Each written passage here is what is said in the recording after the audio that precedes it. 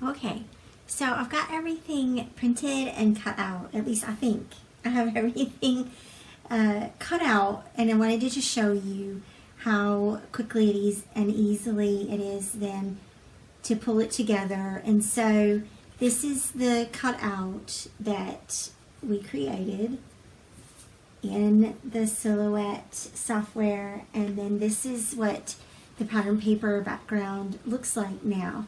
And so we can go in and trim it out. I've lined up everything to a center line so that I can have fairly equal borders around. And then I also printed out my photo. The photo cropped to, I think, about 5 inches wide by 6 1/4. And so I'm just using this as a kind of an example photo, and so you can just sort of line that up where you want it. And so let me go ahead and trim all this out.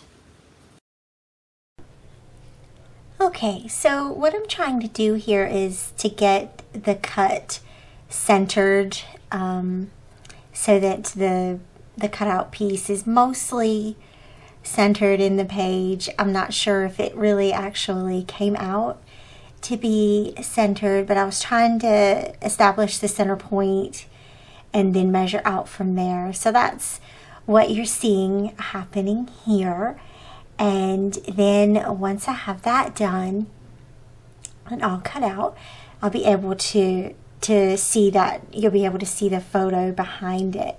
So I'm just gonna lightly adhere the corners just to get it to stay in place. And truth be told, I'm planning for this to be a foundation page, but I thought that it would photograph more dynamically with an actual photo inside it. So that's what I've done. I just put in a photo from last year, and now I'm just sort of lining up those lights and checking to make sure that the cut still looks good inside the pattern papers. And I decided that I would pop these lights up with the pop dots. So I will tell you, I went through a ton of pop dots here, just mostly because I wanted them to be secure and for it to not sag in between those pop dots. So the little lights made a perfect home for all these pop dots. And so we could probably have a water drinking game. And so every time I say pop dot in this video, take a sip of your water and you'll get your hydration taken care of today. So pop dots. And but mostly just making sure that they're secure and give the effect that I was going for. And it really turned out really cute. I was really excited about how that looks, and then it also works out really perfect in those two corners where I can add some embellishments in the title and things like that. So it was also kind of nice to kind of consider this a dry run, because I think that the photo that you choose for a page like this is important too. And I think that when I go back and actually use this for December of this year, I'll pick a photo that is more centered or has the main element centered inside it, so that would make a little bit more sense than having the tree sort of off to the side there. And that's okay. It's fine. It's all good. So I'm definitely going to use the Merry and Bright for the title. And then I just wanted to take a look and see what fits with this layout, what kinds of embellishments I want to add. I know I want to do the tree down there in the lower right hand corner, and I probably need some labels or something to write some words on. And yeah, so just gonna pick those out. I really liked the little Be Merry die cut on the black. I thought that was a nice little bit of contrast there. And it's kind of fun, you know, every page needs a little black and white. So there we go. We've got a little black strip that I'll probably end up adding. And then I put some of the presents there along with the tree. And there we go. There's a label.